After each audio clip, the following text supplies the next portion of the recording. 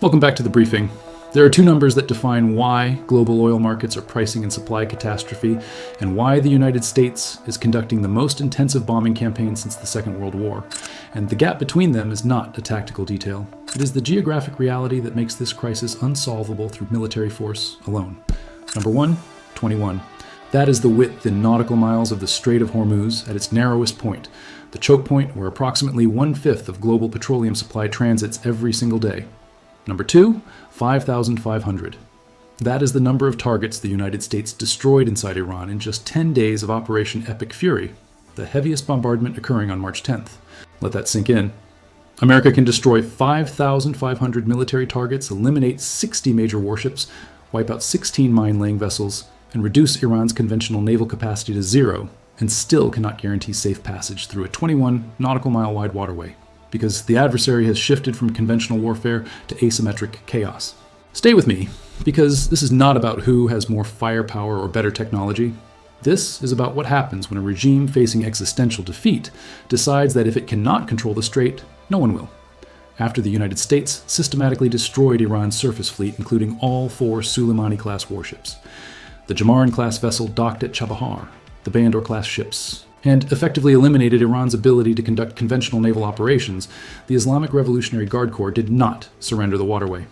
It declared the strait closed and began implementing an asymmetric strategy designed to make commercial transit so dangerous that ship captains refuse to attempt passage regardless of what military escorts are available. 3 vessels have already been struck. A Thai-flagged bulk carrier is burning. A Japanese container ship sustained damage. A Marshall Islands-flagged bulk tanker was hit.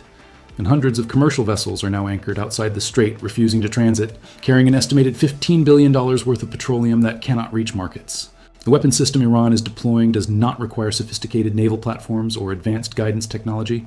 It requires small, cheap, expendable assets that can be launched from concealed positions along the Iranian coastline and operated by crews that understand they are participating in suicide missions. Kamikaze speedboats equipped with explosives and simple navigation systems that cost tens of thousands of dollars to build, but require million-dollar missiles to intercept.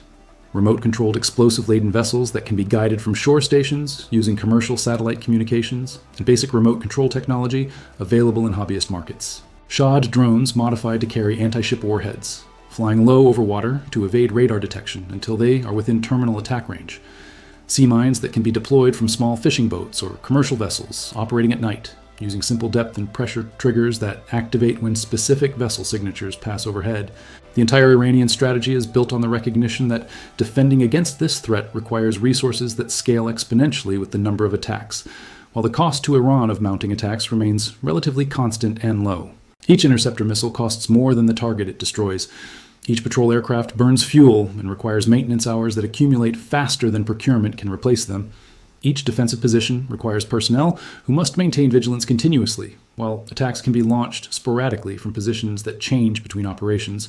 America can provide military escorts for commercial vessels, but escorting every ship through a 21-mile choke point where attacks can come from multiple vectors simultaneously is not a sustainable security model. It is a resource trap, where the defender must maintain constant vigilance and perfect interception, while the attacker only needs occasional success to make the entire route uninsurable.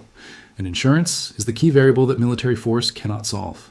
Commercial shipping operates on razor-thin margins where insurance premiums are factored into every voyage calculation.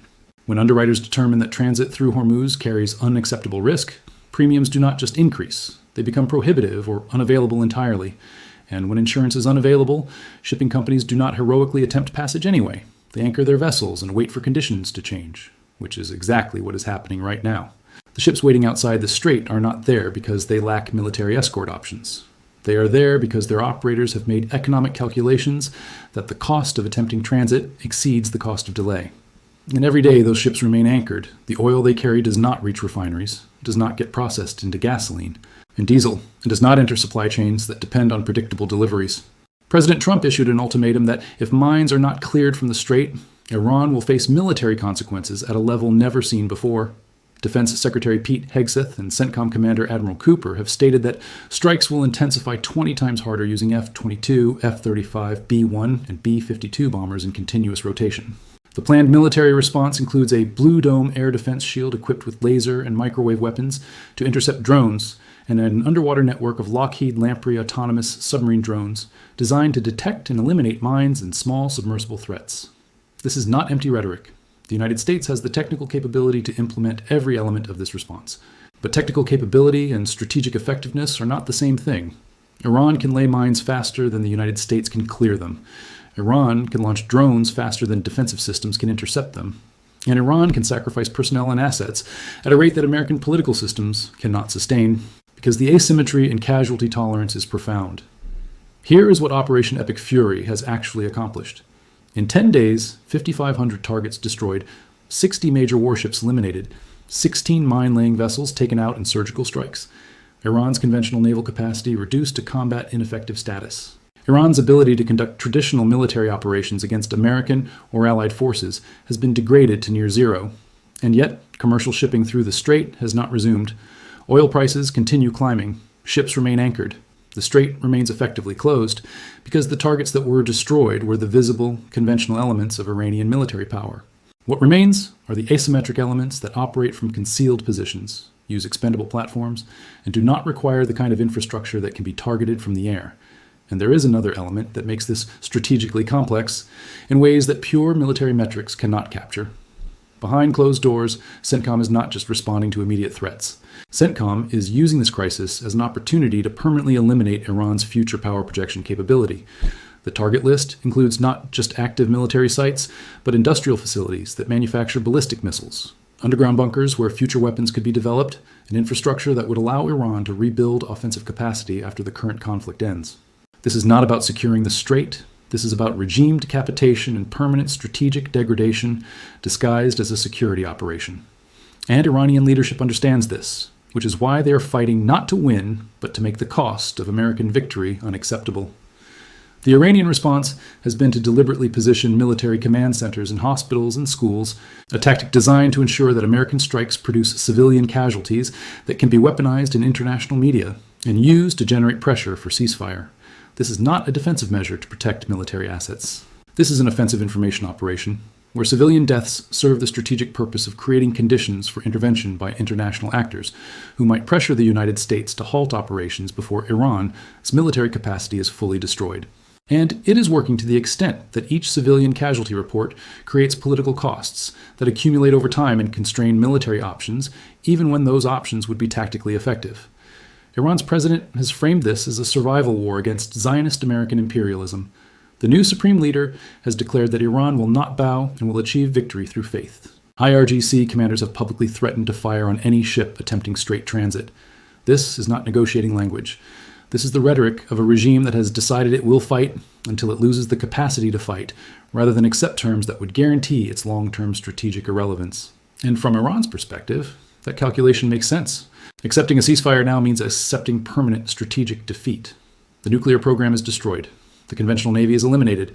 The industrial capacity to rebuild is being systematically targeted. What Iran retains is the ability to make the Strait unusable, and that is the only leverage the regime has left. Israel is providing active support to American operations, intercepting Iranian drones before they reach targets and conducting strikes on drone production facilities. Houthi forces in Yemen and Hezbollah in Lebanon are expected to escalate attacks as part of the broader asymmetric campaign. The conflict is not contained to the Strait. It is a regional operation where multiple actors are engaged in coordinated or semi-coordinated actions designed to stretch American defensive capabilities across multiple theaters simultaneously. Now, consider the worst-case trajectory that current conditions are moving toward. Iran's strategy of deploying kamikaze speedboats, remote-controlled explosive vessels, and Shahed drones to mine and attack shipping has already paralyzed commercial traffic. Insurance premiums have reached levels that make transit economically prohibitive. The $15 billion worth of oil currently stuck on anchored ships is not a temporary disruption. It is the beginning of a supply crisis that will cascade through global energy markets with effects that compound over time. Every day the Strait remains closed, inventories deplete, prices climb, and the political pressure on governments to intervene increases. The American military response is moving toward carpet bombing of Iranian coastal areas and mountain positions where IRGC drone launch sites are concealed. B-52 bombers conducting saturation strikes on areas that cannot be precisely targeted because the facilities are deliberately hidden among civilian infrastructure. This is not precision warfare. This is area denial through overwhelming firepower. and it produces the kind of destruction that creates long-term instability regardless of whether it achieves immediate tactical objectives. And there is a breaking point that military planners are tracking but cannot publicly discuss. High-ranking IRGC commanders are being systematically targeted and eliminated. Mid-level officers are under pressure that creates conditions for defection or breakdown. If the command structure fractures, if key figures decide that continued resistance guarantees their personal elimination, then the regime could collapse internally faster than external military pressure alone would achieve. But regime collapse is not the same as conflict resolution. A collapsing regime with access to ballistic missiles, asymmetric weapons, and proxy networks across the region does not peacefully transition. It enters a final phase where commanders with nothing left to lose unleash remaining capabilities against any available target. Gulf neighbors, civilian infrastructure, American bases, Israeli cities. The scenario where a cornered Iranian regime decides to inflict maximum damage in its final weeks is not hypothetical. It is the logical endpoint of a strategy that trades long-term survival for short-term leverage. The United States has frozen $2.5 billion in Iranian overseas bank assets. That is a diplomatic and economic tool, not a military one. But it reveals the multi-domain nature of the pressure being applied.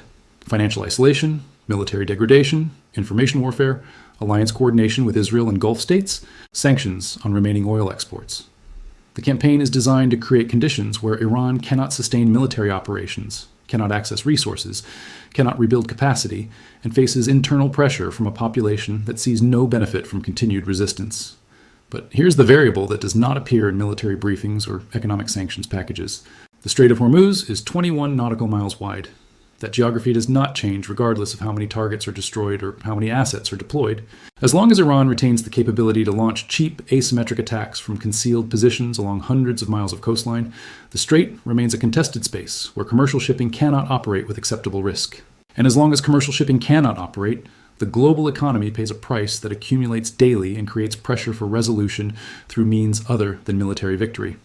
What happens when the world's most powerful military destroys 5,500 targets in 10 days, eliminates an entire navy, and still cannot guarantee safe passage through a 21-mile waterway?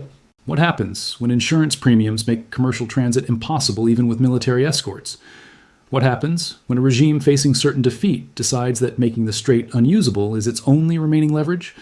What happens when carpet bombing becomes the only option left to clear coastal launch sites hidden among civilian areas?